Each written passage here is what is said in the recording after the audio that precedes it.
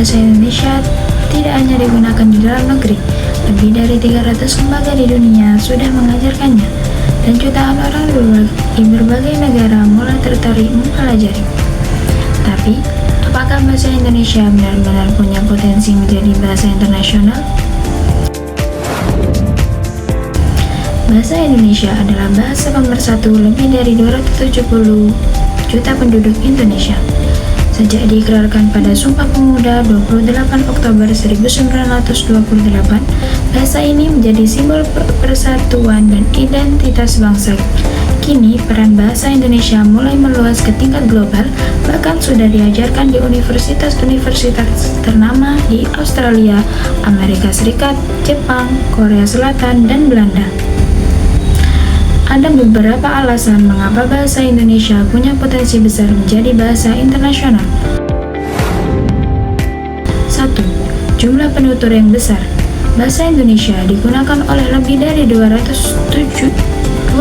juta orang, menjadikannya salah satu bahasa dan dengan penutur terbanyak di dunia. Peran Indonesia di kancah global. Sebagai negara anggota G20 dan pemimpin ASEAN, posisi Indonesia semakin kuat dalam diplomasi internasional. Bahasa yang mudah dipelajari, tanpa konjungsi, kata kerja yang rumit seperti dalam bahasa lain, bahasa Indonesia relatif sederhana dan logis.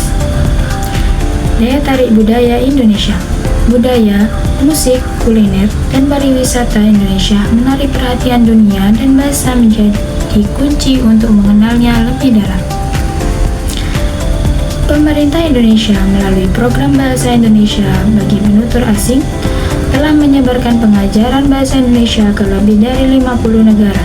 Selain itu, diplomasi budaya, film Indonesia, dan media sosial juga ikut mempopulerkan bahasa ini di berbagai belahan dunia. Namun, perjalanan menuju status bahasa internasional masih panjang.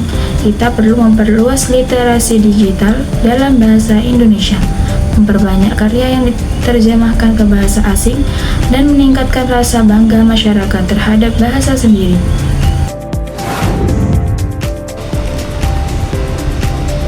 Meski peluang bahasa terbuka, tentu ada tantangan yang harus dihadapi. Beberapa di antaranya adalah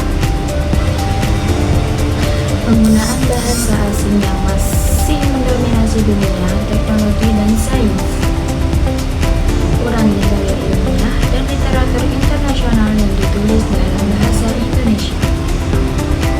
Masih banyak masyarakat yang mencampur adukan bahasa Indonesia dengan bahasa asing dalam komunikasi sehari-hari.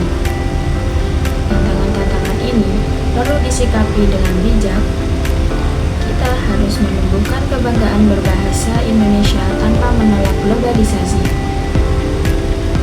Generasi muda punya peran besar dalam mewujudkan mimpi ini. Kalian bisa memperkenalkan bahasa Indonesia melalui karya digital, tulisan, musik, film, dan konten kreatif. Gunakan bahasa Indonesia dengan bangga dan kreatif tanpa merasa kalah dengan bahasa lain.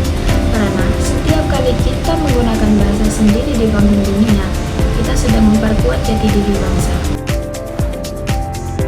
Jika bangsa Indonesia mencintai dan menggunakan bahasanya dengan baik dan benar, maka dunia pun akan ikut menghargainya.